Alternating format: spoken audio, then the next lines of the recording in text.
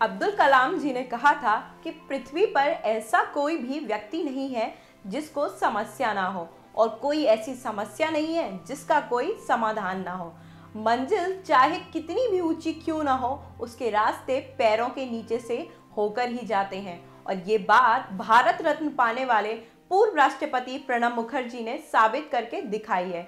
चलिए तो आज हम आपको बताते हैं इस महान हस्ती के जीवन की संघर्ष कहानी।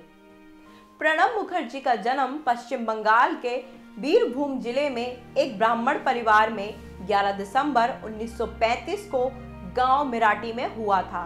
प्रणब मुखर्जी के पिताजी कामदा किंकर मुखर्जी क्षेत्र के एक प्रमुख स्वतंत्रता सेनानी थे। आजादी की लड़ाई में वो 10 सालों से ज्यादा समय तक ब्रिटिश जेलों में कैद रहे।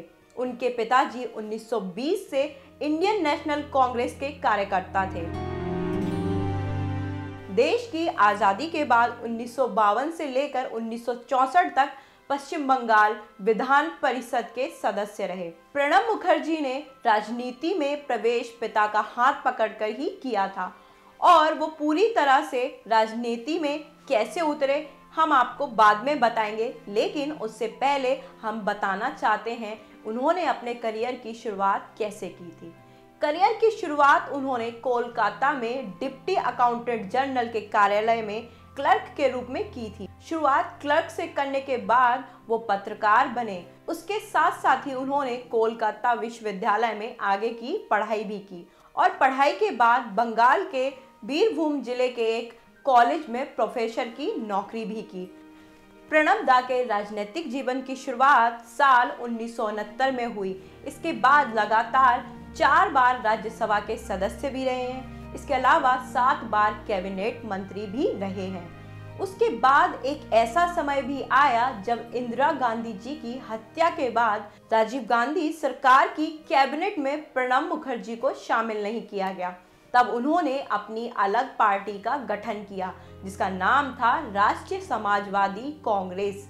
फिर राजीव गांधी से विवाद का निपटारा हुआ और निपटारा होने के बाद उन्होंने अपनी पार्टी को राष्ट्रीय कांग्रेस में मिला दिया। कांग्रेस पार्टी की तरफ से वो भारत के रक्षा मंत्री के पद पर भी रहे हैं और एक दिन आया जब 24 अक्टूबर 2006 को उन्हें भारत का विदेश मंत्री नियुक्त किया गया। इसके बाद अपनी मेहनत और अपनी बुद्धिमत्ता से आगे बढ़ते रहे और वो भारत के 13वें राष्ट्रपति बने। लोग उन्हें प्रणब दा के नाम से जानते हैं और उनकी पैनी बुद्धि का लोहा हर कोई मानता रहा है।